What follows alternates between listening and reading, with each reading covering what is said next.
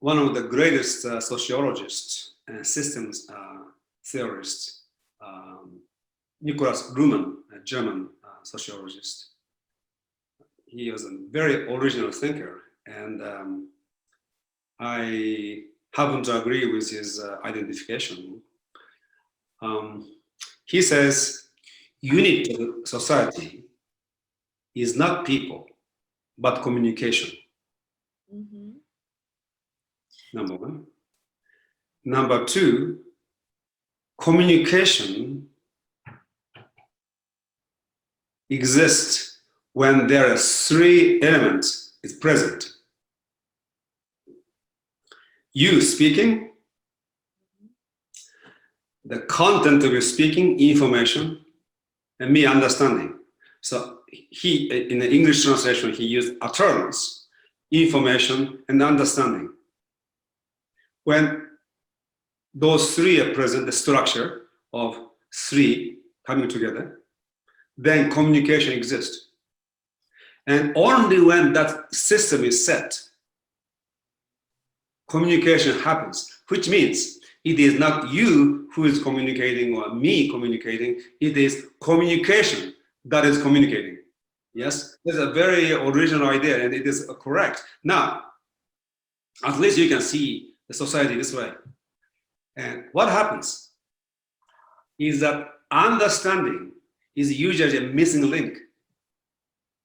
Mm-hmm. We know how to speak and we can convey some information, but it may not be received and understood. If there is no understanding, there is no communication, then the fundamental unit of society is broken. And society gets broken down. That is exactly going on today. There is real, people are talking, people, watching social media, enormous amount of talking, information shuffling going on, but there's understanding is missing, and therefore there's a tremendous chaos and confusion, and actually deterioration of society.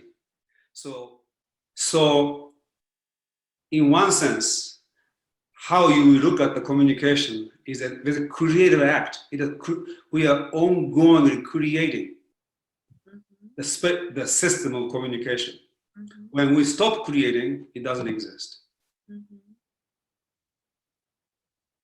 And if we include non-verbal communication, which happens,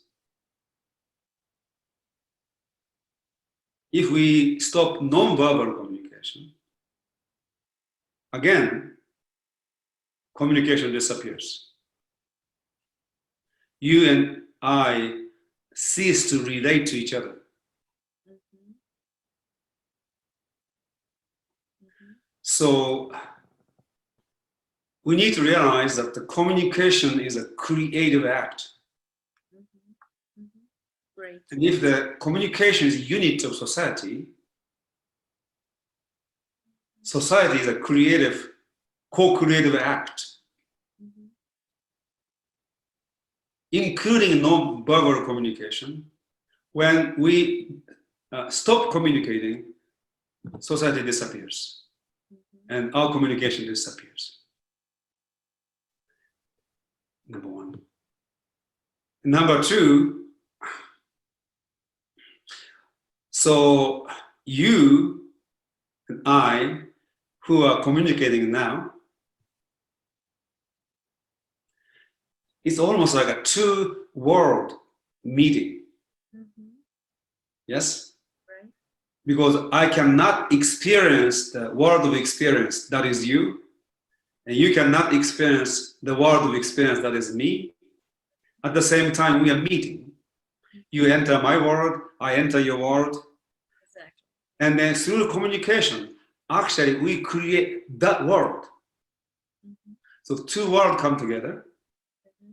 And this, you are, this shows up me, shows up me.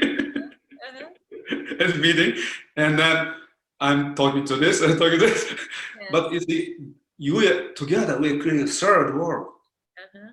It's a space between us that we create them Mhm. that go beyond each of us. Yes. So understanding, not only as speaking, but Mhm. also the understanding Right, is a act of creation. right. And we can call it the creative field. Yes, absolutely.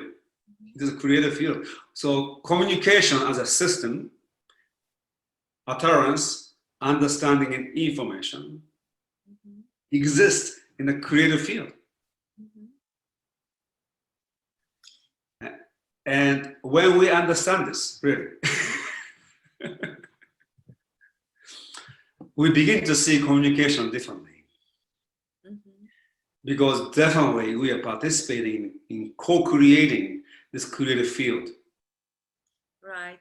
And it is much more interesting in captivating and magic uh, this way that Yeah. we are missing it. We are Yeah. missing opportunities to be in this place where where our freedom is preserved Yes, and absolutely. even expands, Mhm. right? And this is fabulous. Yeah. So you see, it's very dynamic. So a world Sinara, a world Yasuhiko coming together and enter each other's world and Mhm. perceive, and then together creating a creative field of communication. Mhm. We are creating a unity of society right here. And we are standing under this. Understand, we are standing under this, create our own creation. And that is understanding. We understand, we stand under the world, that world that we are creating together through our communication. Mhm. Then there's a mutual Yes. utterance, then there's a dynamically created, and we are standing under. And that is understanding. Mhm. And afterwards, the the impressions and perceptions this process brings me Mhm. may change my destiny. Yes. The imprints you bring to my world enriches in such a way Mhm. that I am no longer the same I was before this understanding. Absolutely. Brilliant. That's exactly. And that's communication, you know, and that's understanding. Mhm. Yeah, And and that's also alignment. right, yeah, and the requirement. There are some requirements, and as you said, I just want to highlight one of them, which is the Mm-hmm. openness to hear with respect, and also the willing, because it's also a willing power here, right? Because I know after this understanding, I enrich my power Mm-hmm. as consciousness. Mm-hmm. Then it's also um, a matter of power, Mm-hmm. Exactly. as well as consciousness, as You well see, as so yeah, yeah, yeah, exactly. Yes, yes. You know, when I began business consulting in the 1990s, when you are going to kindergarten, maybe, not really. you know, maybe you're not even born, I don't know. But anyway, so at that time I was in Los Angeles, and you know, a lot of Japanese community. There was a intercultural communication was a big thing. Many business consultants are doing intercultural communication. And I was hired by a big company. They said, uh, and I said, I'm not going to do any intercultural communication. I'm going to do transcultural communication. Mhm. And what is that? Okay, let's do it. So the first day, select group of Japanese, Americans, American employees came, and I did, basically I asked them the question,